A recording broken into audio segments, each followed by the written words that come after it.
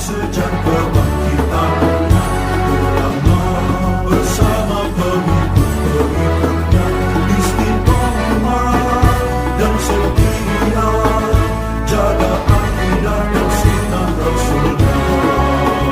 Alhamdulillah segala puji baginya, ulama bersama pengikut-pengikutnya istiqomah dan setia menjaga agama nusa dan bangsa. Mari kuatkan niat kita, kita bulatkan tekad kita, terus lanjutkan amal kita, mengembangkan hikmah kita. Assalamualaikum warahmatullahi wabarakatuh. Mari هذا الكتاب شيخنا سيدي سيدنا المحلل وجميع مشايخنا معلمنا جميع العالمين الصالحين لحضرة النبي صلى الله عليه وسلم. الفاتحة. بسم الله الرحمن الرحيم. الحمد لله رب العالمين الرحمن الرحيم مالك يوم الدين إياك نعبد وإياك نستعين اهدنا الصراط المستقيم صراط الذين أنعمت عليهم غير المغضوب عليهم ولا الضالين آمين. بسم الله الرحمن الرحيم.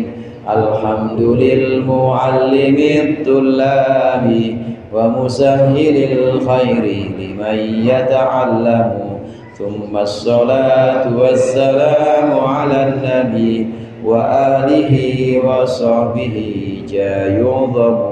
يا ربنا كفر عنا ذنوبنا ووالدينا ولمن هو مسلم.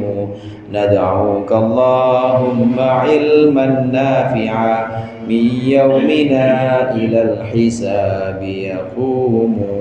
آمين آمين آمين ويا فتاح. آمين آمين آمين ويا عليم. Alhamdulillah, alhamdulillahil awwalil akhir, al-batinil zahir, wassalatu wassalamu ala sayyidina Muhammadin at-tahiril fakhir wa ala alihi wa ashabihi dawil ula wal mafakhir. Amma ba'd, fa inna ahsanal hadithi kitabullah wa khairal hadi hadi Muhammadin sallallahu alaihi wasallam wa syarrul umuri muhdatsatuha wa kullu muhdatsatin bid'ah wa kullu bid'atin dhalalah.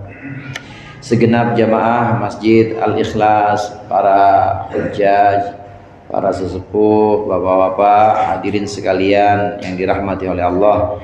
Alhamdulillah malam hari ini kita kumpul kembali untuk melanjutkan pengajian rutin kita, mengaji kitab Tafsir Jalalain. Mudah-mudahan apa yang akan kita bahas menjadi ilmu yang bermanfaat di dunia wal akhirah. Amin ya rabbal alamin.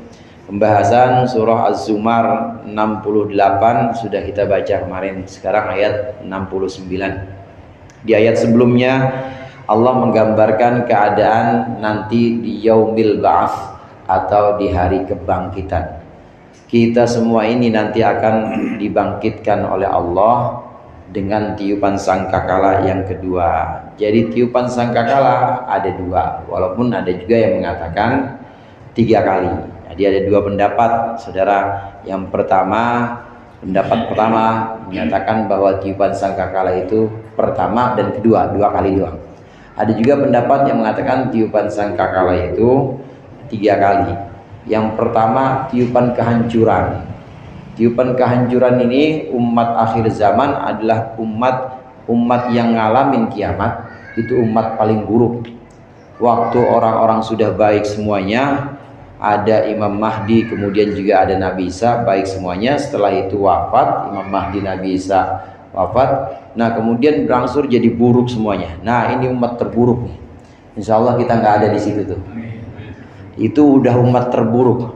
Umat terburuk inilah nanti yang mengalami kehancuran bumi, langit, tidak sama fatrat. Itu ketika langit itu kemudian pecah, ketika planet-planet itu kemudian berjatuhan, itu semua orang-orang masih ngelihat di depan matanya. umat-umat yang nanti di akhir yang mengalami ini ngelihat ada di depan rumahnya tanah pecah, meletek semuanya, masuk semuanya, itu kelihatan semua. Ini tiupan sangkakala pertama.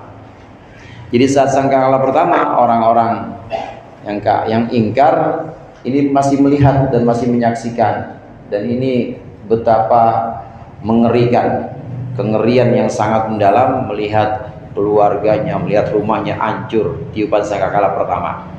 Nah setelah itu baru tiupan sangkakala kedua, baru habis semuanya, termasuk mereka orang-orang kafir, habis semuanya. Bagaimana yang dalam kubur? Yang dalam kubur, orang-orang yang dalam kubur itu masih tetap hidup kan Pak sampai sekarang. Masih bisa kita kirimin malam Jumat Fatihah, bisa merasakan kiriman-kiriman kita. Masih hidup. Saat tiupan sangkakala itu, orang-orang dalam kubur pingsan semuanya. Pingsan. Jadi dari kiamat, orang-orang dalam kubur. Jadi dari kiamat. Nah, setelah itu baru 40 tahun. Walaupun ada yang mengatakan 40 hari, tapi yang kuat pendapatnya adalah 40 tahun itu dunia kosong. 40 tahun ini kemudian Allah turunkan hujan. Dan nanti sudah waktunya, maka Allah tumbuhkan, Allah buat lagi jasad-jasad yang tadinya terpisah-pisah, kulit-kulit yang tadinya sudah hancur, tulang belulang yang tadinya sudah lapuk, ini Allah wujudkan lagi, Allah ciptakan lagi, nyatu lagi. Yang tadinya ada tulang orang-orang mukmin ya jadi tulang orang-orang mukmin, yang orang-orang kafir ya jadi tulang orang-orang kafir.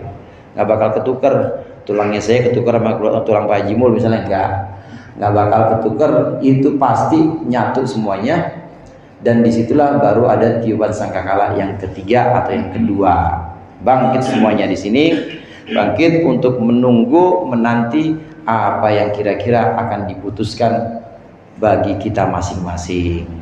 Nah, pada ayat yang berikut ini, ayat 69 yang akan kita baca.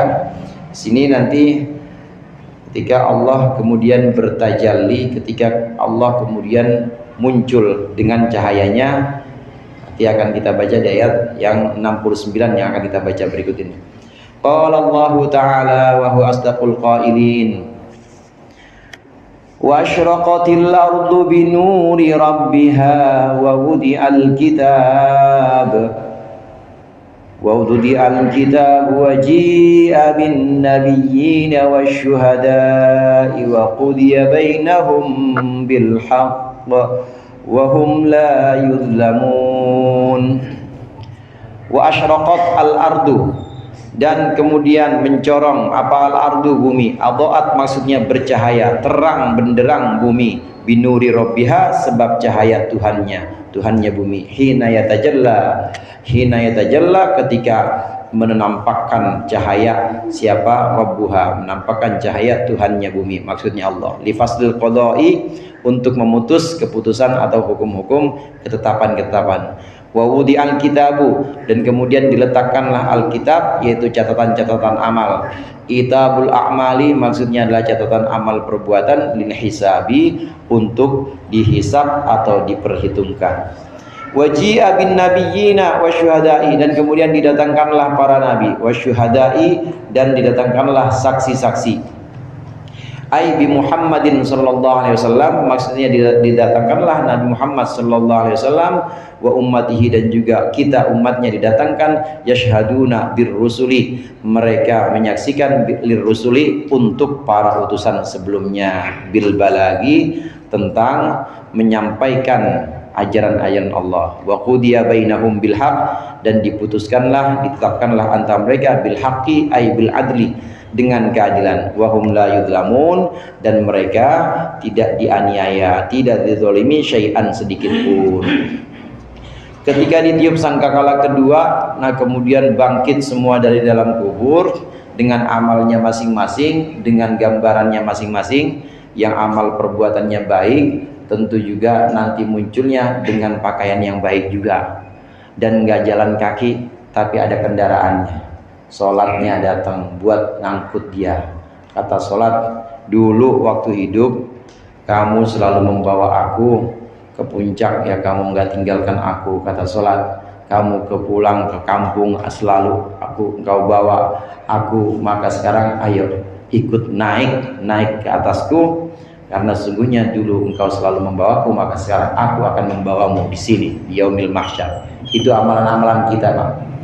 Ya, sedangkan yang nggak punya amalan ya nyesel, nggak bisa ngapa-ngapain, jalan kaki ngetuk Pak, jalan kaki untuk menanti, untuk menunggu apa yang akan diputuskan terhadap mereka. Dan saat itu gelap, masih gelap semuanya, bumi masih gelap, lalu muncullah cahaya Allah.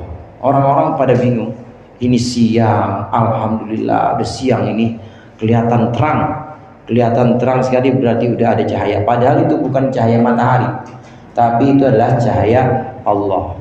Matahari bukan, kalau matahari kita bisa melihatkan di sini, semua kita menyaksikan matahari, yakin.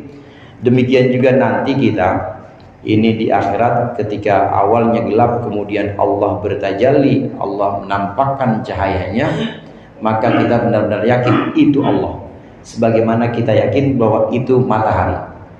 Kalau kita keluar pagi-pagi kan nggak ada yang ragu kan, kalau yang bikin terang kita matahari, pasti semuanya yakin. Demikian juga kita ketika melihat nanti di yaumil mahsyar, di padang mahsyar, melihat cahaya dan kelihatannya seperti siang, maka itu bukan matahari, tapi itu cahaya Allah. Mulai kelihatan dan kita yakin, gak ada keraguan bahwa itu bukan matahari, itu adalah cahaya Allah. Ini Rasulullah SAW menceritakan ini, satarawna rabbakum la tumaruna fihi kama la tumaruna fi syams. Kalian akan melihat Tuhan kalian nanti di padang mahsyar, dan tidak ada keraguan sebagaimana tidak ada keraguan ketika kalian melihat matahari. Jadi benar-benar nyata, Pak. Hadirin jamaah rahimakumullah, ini ru'yatullah atau memandang Allah. Ini baru cahayanya aja. Kalau di dunia pingsan, Nabi Musa waktu minta kepada Allah, ya Allah, tunjukkanlah aku, perlihatkanlah zatmu kepadaku. Oh Musa, nggak akan kuat engkau. Coba lihat gunung itu. Kalau gunung itu tetap pada tempatnya, tetap dia nggak berubah, ajak begitu aja, maka engkau akan melihat aku. Allah mulai, baru cahayanya, baru cahaya Allah aja hancur gunung itu. Nabi Musa pingsan waktu itu. Oleh karenanya Nabi Musa nanti ketika ditiupkan sangkakala nggak pingsan lagi, soalnya udah pingsan duluan. Ada yang satu riwayat yang mengatakan satu-satunya orang yang diizinkan untuk tidak kenapa-napa itu adalah Nabi Musa, nggak pingsan lagi. Karena udah pingsan duluan ketika gunung hancur, Allah mau menampakkan diri dalam gunung itu, tapi belum seberapa baru cahayanya ini hancur gunung, Nabi Musa pingsan. Nah di akhirat nanti akan melihat, kita orang-orang mukmin akan melihat Allah, yakin tidak ada keraguan sebagaimana kita melihat matahari, nggak ragu bahwa itu matahari. Ini dijelaskan di sini untuk orang-orang mukmin, ru'yatullah, untuk orang-orang beriman. Untuk orang-orang yang ingkar akan adanya Allah, ingkar akan adanya hari akhir, ingkar kepada Nabi Muhammad, nggak bakal melihat itu. Ya gelap, tetap gelap, karena ru'yatullah, melihat Allah itu hanya untuk orang-orang mukmin, hanya untuk orang-orang yang ada keimanannya. Kok bisa yang satu ngelihat yang satu enggak? Ya bisa Pak. Orang kalau belekan matanya rapet aja, sakit mata udah parah-parahnya, dibuat melek aja nggak bisa. Begitu keluar siang-siang diajak sama temennya, ya Allah cakep banget itu matahari terang banget. Kata si orang belek, terang gimana sih, orang kagak kelihatan apa-apa sih, gua kagak ngeliat apa-apa. Gara-gara dia belekan, gara-gara dia buta. Begitu juga nanti di sana orang-orang mukmin dengan keimanannya, Allah izinkan melihat cahaya Allah ini, tapi orang-orang kafir tetap dalam keadaan gelap di sana. Meskipun demikian, meskipun gelap, tetap nanti akan dibagikan kitabnya atau catatan amal. Dalam Al-Quran ada Alkitab, itu banyak arti tergantung dengan konteksnya. Kadang-kadang Alkitab diartikan sebagai Al-Quran, kadang-kadang di Alkitab Kata Alkitab kadang-kadang diartikan sebagai Taurat. Dan di sini wawudi Alkitab ini maksudnya adalah catatan amal akan diberikan. Catatan amal masing-masing pegang semuanya. Yang nerimanya dengan tangan kanan maka termasuk ashabul yamin. Berarti insya Allah catatannya itu catatan orang-orang yang selamat. Dia sholat, puasa, sedekah, haji, umroh. Amin ya Pak? Nah, dosanya sedikit, ya dosa paling cuma subuh kesiangan, udah tobat juga, terus pokoknya dikit-dikit doang. Nah ini dari tangan kanan nerimanya. Nah kemudian yang nerimanya dari tangan kiri, maka ini termasuk ashabus shimal. Ini orang-orang yang golongan kiri ini menerima catatan amal, yang amalnya ini kebaikannya sedikit, keburukannya banyak. Nanti catatan amal ini akan ditimbang atau nanti catatan amal ini akan disesuaikan dengan timbangan amalnya. Sholat berat itu Pak, sholat pahalanya gede banget itu sholat. Selain iman, yang pertama iman, yang kedua sholat. Itu sholat yang paling bisa ngeberatin timbangan itu. Kemudian puasa, timbang semuanya. Nah dibandingkan sama dosanya, ternyata dosanya itu dikit banget. Akhirnya timbangan amalnya yang paling banyak, kebaikannya surga udah. Yang amalnya dikit, kebaikannya dikit, berarti timbangan amal kebaikannya enteng, dosanya yang banyak, dosanya berat banget. Ya ingkar kepada Allah, wah ini berat-berat banget ini. Ingkar kepada Nabi Muhammad, ingkar kepada hari kebangkitan, ini dosa paling berat. Mau dibandingin dia punya dosa ingkar kepada Allah, kepada hari akhir, tapi ada kebaikannya.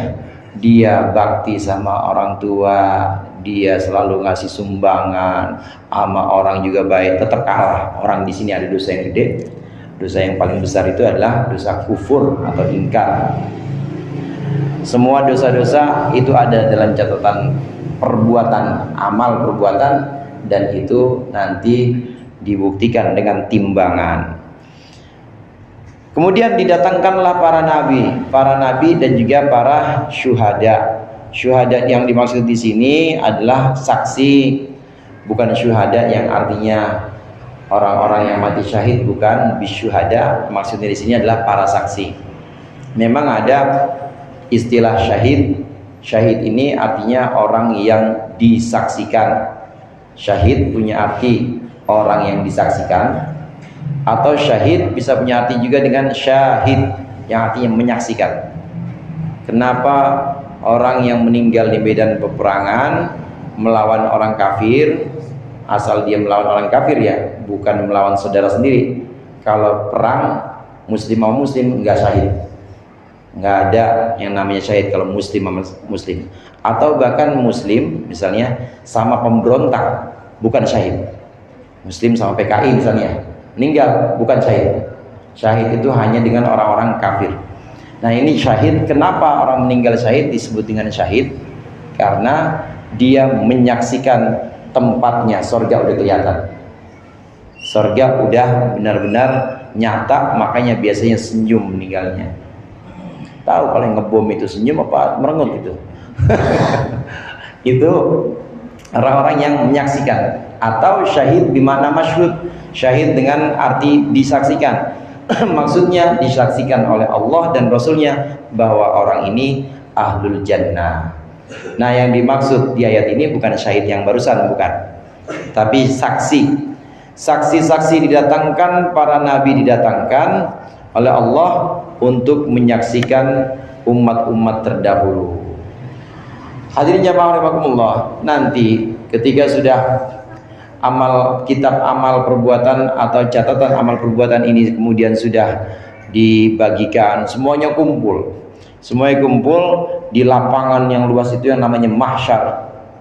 Masing-masing sudah megang, dan golongan yang kafir sendiri, golongan orang mukmin sendiri, dan masing-masing itu sudah memegang catatan amal. Waktu itu didatangkanlah para nabi.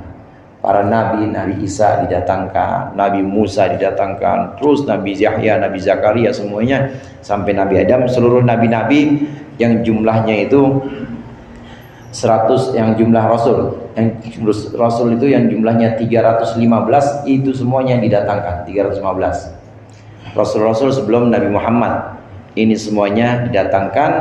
Nah kemudian ini dijadikan sebagai saksi untuk orang-orang kafir. Emang bagaimana orang kafir pada waktu itu? Orang-orang kafir, saudara, oleh Allah ditanya, alam ya'tikum nadhir. Tapi lagi-lagi yang nanya bukan Allah, yang nanya malaikat. Karena Allah nggak mau nemuin, Allah tidak mau memandang langsung dan tidak mau menemui orang-orang kafir. Enggak. Kalau ada di Al-Quran, kalau ada ayat perkataan ini untuk orang-orang kafir di hari kiamat nanti, itu pasti bukan Allah, tapi malaikat. Karena Allah tidak akan bertemu langsung dengan narapidana.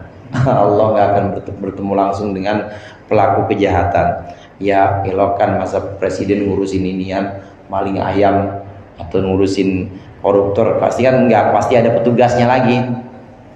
Maka Allah nggak menemui mereka. Yang menemui siapa? Yang menemui orang-orang kafir ini malaikat. Pertanyaan malaikat, alam ya'tikum nadhir. Bukannya dulu udah datang utusan kepada kalian?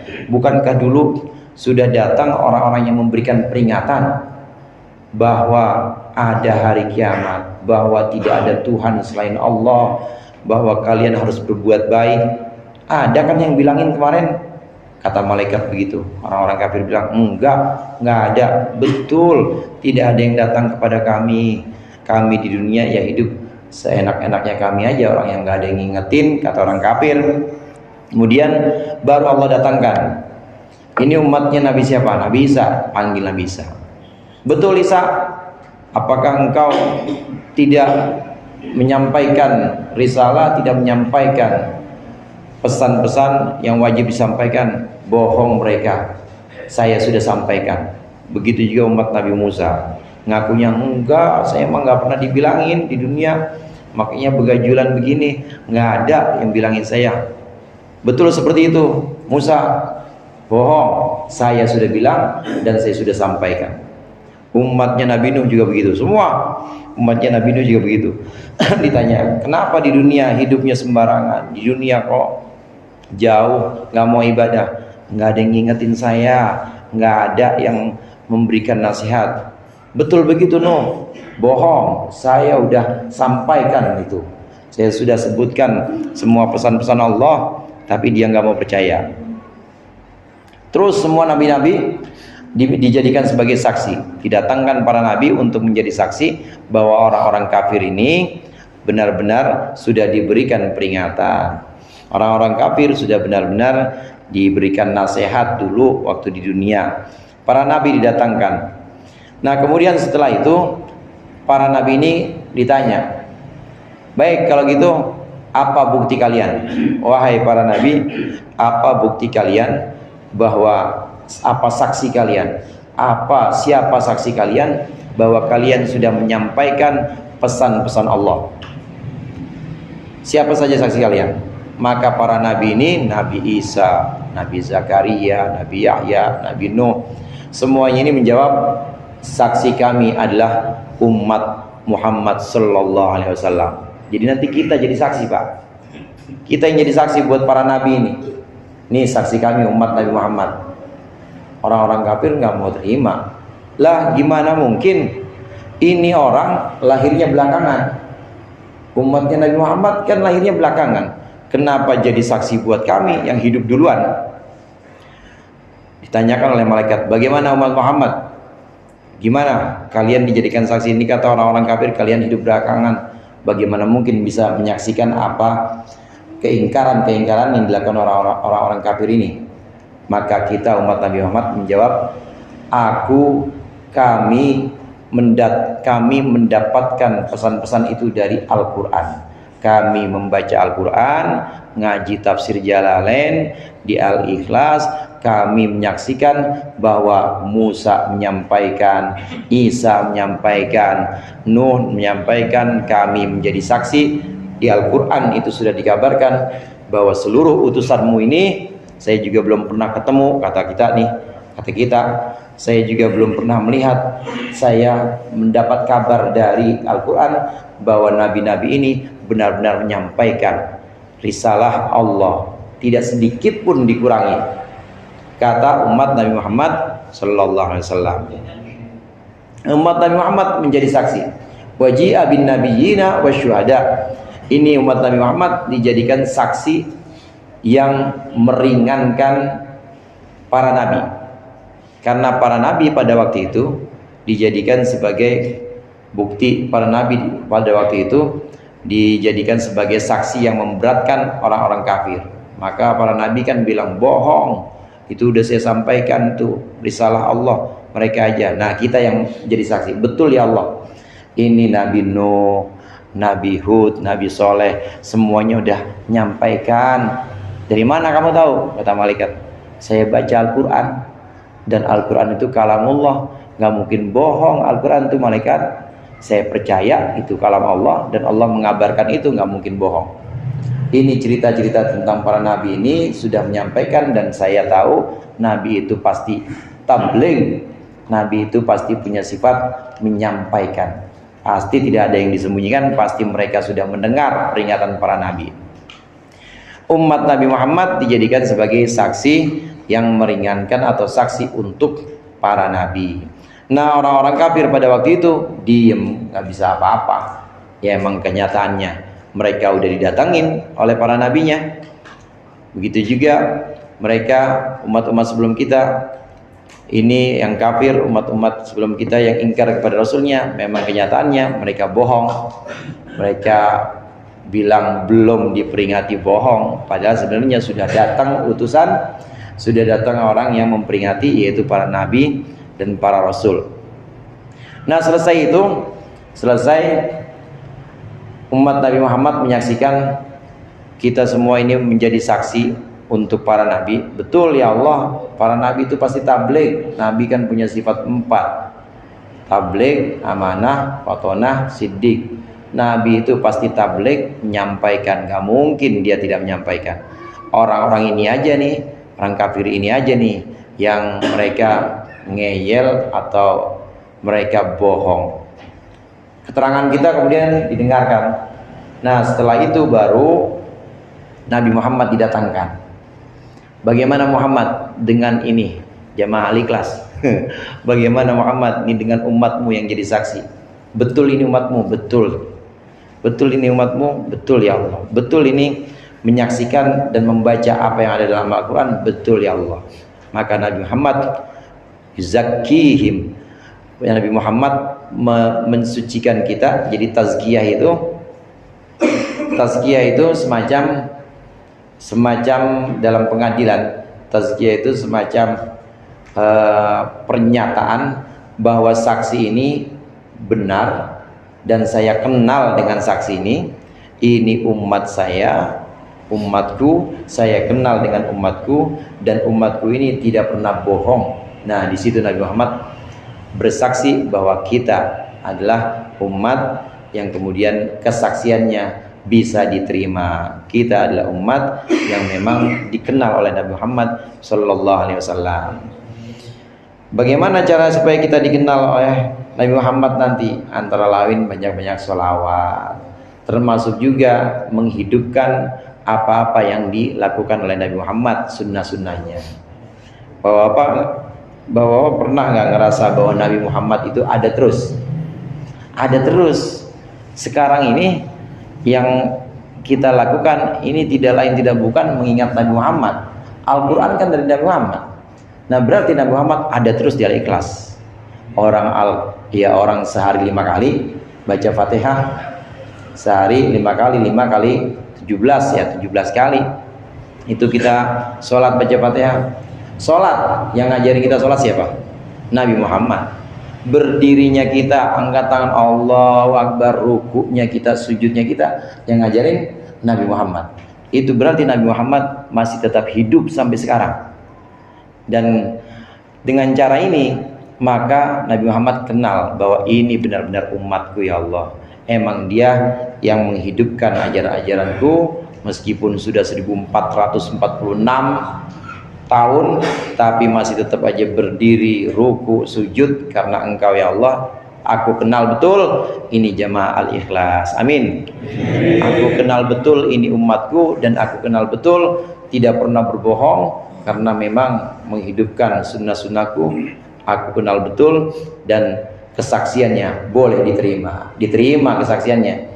Jadi para nabi dikuatkan kesaksiannya oleh umat Nabi Muhammad. Para nabi semakin kuat, maka orang-orang kafir makin berat. Wa qudiya bainahum bil haq. Ditetapkanlah untuk orang-orang kafir bil haqqi, dengan hak. Nah, Imam Jalalain hadirin menafsirkan di sini, maka ditetapkan atau diputuskanlah untuk orang-orang kafir, diputuskan keputusan yang adil. Beberapa kali saya sampaikan, ada sifat Allah yang disebut dengan sifat Jamal, ada sifat Allah yang disebut dengan sifat Jalal. Sifat Jamal itu sifat murahnya Allah, seperti Rahman, Rahim, itu sifat Jamal. Rauf, Ghafur, Maha Pengampun. Kemudian sifat Jamal Allah seperti Muhaimin, yang merawat. Ini semuanya sifat murahnya Allah. Di dunia sekarang masih Allah berlakukan sifat Jamal banyak sekali. Ya Allah masih Maha Pengasih, Allah kasih-kasih aja. Orang kagak pernah sholat Allah kasih hidup. Orang ingkar kepada Nabi Muhammad tetap Allah kasih hidup. Ini namanya Allah murah, Maha Pemurah atau Maha Pengasih. Kasih-kasihin aja. Allah Razzaq, Maha memberi rezeki. Yang binatang Allah kasih rezeki, yang manusia Allah kasih rezeki. Manusia ada yang iman, ada yang kafir. Yang iman Allah kasih rezeki, yang kafir Allah kasih rezeki juga. Namanya sifat Jamal. Ini sifat Jamal, atau kadang-kadang disebut dengan sifat Fadl atau karunia Allah yang melimpah untuk semua makhluknya. Di dunia masih Allah berlakukan sifat Jamal ini terhadap orang-orang kafir.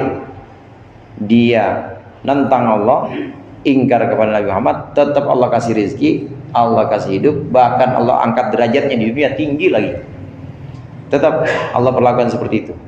Tapi nanti di akhirat, maka Allah tidak akan melakukan sifat Jamal untuk orang-orang kafir, tapi Allah melakukan sifat Jalal. Sifat Jalal itu seperti apa? Aziz, yang maha kuasa.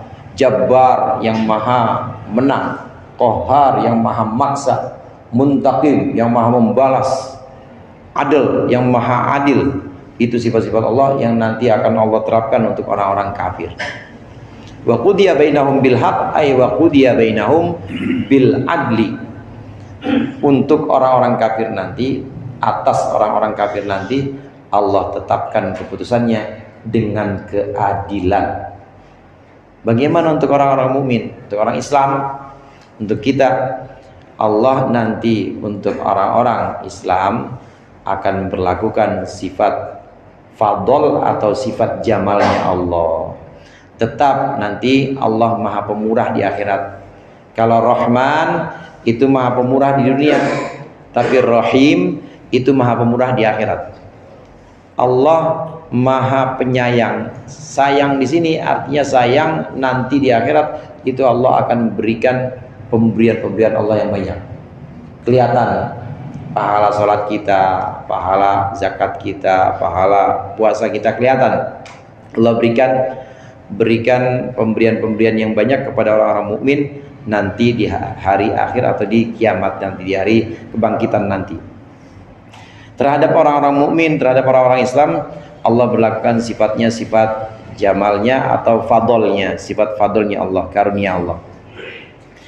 Insya Allah kalau kurang-kurang dikit gitu ya, udah imbang nih sholat kita, tapi sama dosa gibah, sama dosa lain udah imbang dikit, insya Allah karena fadolnya Allah, karena sayangnya Allah, insya Allah dimasukin surga sama Allah. Amin. Itu untuk orang-orang mukmin. Karena hadirin, yang Allah lihat itu bukan hanya hasil. Kita udah upayakan, kita udah berusaha supaya istiqomah jamaah, istiqomah ngaji, tahu-tahu pleset aja lagi ya, pleset lagi, salah lagi. Tapi Allah melihat juga prosesnya. ini hambaku ini benar-benar sungguh-sungguh pengen istiqomah walaupun belum bisa. Nah itu Allah lihat. Asal jangan sombong aja. Maksudnya sombong di sini, asal jangan melakukan dosa tapi nggak merasa bersalah. Jangan. Selama melakukan dosa dan dia masih merasa bersalah, insya Allah fadl atau karunia Allah itu kita dapat. Rahmat Allah itu pasti Allah berikan kepada kita. Cuma kalau berbuat dosa dan merasa benar, nggak pernah merasa salah, nah ini yang bahaya nih. Bahaya. Lebih baik kita berbuat dosa, terpeleset dalam kesalahan, kekeliruan, tapi kita buru-buru minta ampun kepada Allah. Ya Allah, saya begini amat ya, belum bisa buat konsisten, belum bisa buat ajak istiqomah, belum bisa, ampuni saya ya Allah. Nah itu Allah lihat yang seperti itu. Oleh karenanya fadlnya Allah, sifat rahimnya Allah nanti di akhirat ini tetap Allah terapkan untuk orang-orang Islam, untuk orang-orang mukmin. Tapi untuk orang-orang kafir tidak. Faqudiya bainahum bil haqq wa hum la yudlamun. Mereka tidak dianiaya atau tidak dizolimi. Mereka itu tidak dizolimi. Mereka akan tetap diperlakukan secara adil. Maksudnya adil di sini, ini benar-benar Allah tegakkan keadilannya. Memang kalau Allah tegakkan keadilan, habis kita. Habis sholat kita aja kalau mau adil, Allah tegakkan keadilan. Andai Allah tidak berikan rahmat atau sayangnya Allah kepada kita, habis. Ya gimana mungkin sholat kita cuma 5 menit ya? 5 menit ini buat bayar nafas, buat bayar detak jantung, buat membandingin semua nikmat selama seharian misalnya, atau selama setengah hari dah, nggak bisa. Kalau mau adil, habis semua ibadah kita, nggak ada gunanya.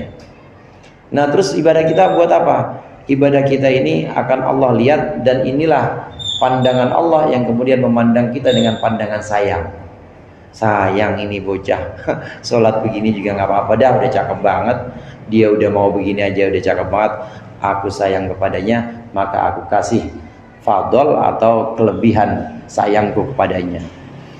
Berat kalau Allah terapkan sifat adil kepada kita, itu berat, nggak ada yang bisa. Satu waktu Rasulullah juga mengatakan, la yadkhulul jannata ahadun bi amali, la yadkhulal jannata ahadun bi amali. Tidak ada seorang pun yang bisa masuk surga karena amal perbuatan baiknya. Nggak ada, kata Rasulullah. Wala anta ya Rasulullah. Sahabat tanya, ngejar, wala anta ya Rasulullah. Tidak juga engkau ya Rasulullah. Engkau juga enggak, bukan karena amalmu. Wala ana illa ayyataghammadani Allahu birahmati. Begitu juga saya masuk surga bukan karena amal saya, tapi Allah menyelimuti atau melindungiku dengan rahmat, dengan sayangnya itu tadi. Gak bisa, ibadah kita gak akan bisa membuat kita masuk surga, gak bisa. Yang membuat kita masuk surga itu sayangnya Allah atau fadlnya Allah, karunianya Allah, semata-mata karunia Allah. Gimana mungkin umur yang 70 tapi dibayarnya selama-lamanya?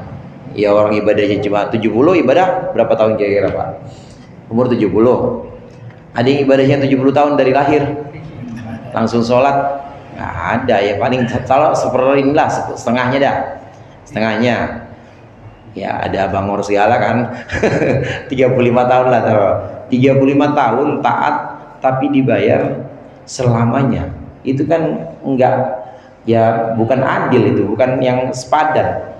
Jadi Allah berikan ini untuk sesuatu yang sifatnya ini rahim atau sayangnya Allah kepada orang-orang Islam, kepada orang-orang mukmin. Wa wufiyat kullu nafsim ma 'amilat wa wufiyat kullu nafsim ma 'amilat wa huwa a'lamu bima yaf'alun. Wa wufiyat, dan ditepati atau diberikanlah kullu nafsin, setiap orang, ma'amilat, apa yang mereka pernah perbuat. Ai jazaahu, maksudnya balasannya, ma'amilat, balasannya apa yang mereka perbuat. Wa huwa a'lamu ai alimun, wa huwa, dan dia Allah a'lamu, alimun, lebih itu tahu, maaf, itu mengetahui bima yaf'alun, terhadap apa yang mereka perbuat. Fala yahtaju ila syahidin, maka dia tidak membutuhkan kepada saksi. Fala yahtaju ila syahidin, dia tidak membutuhkan saksi. Pertama, ayat ini wafiyat kullu nafsin ma amilat, ini ingin mengabarkan kepada kita bahwa semua yang diperbuat oleh kita, semua yang diperbuat oleh manusia, itu akan Allah balas. In khairan fa khairun wa in syarran fa syarrun.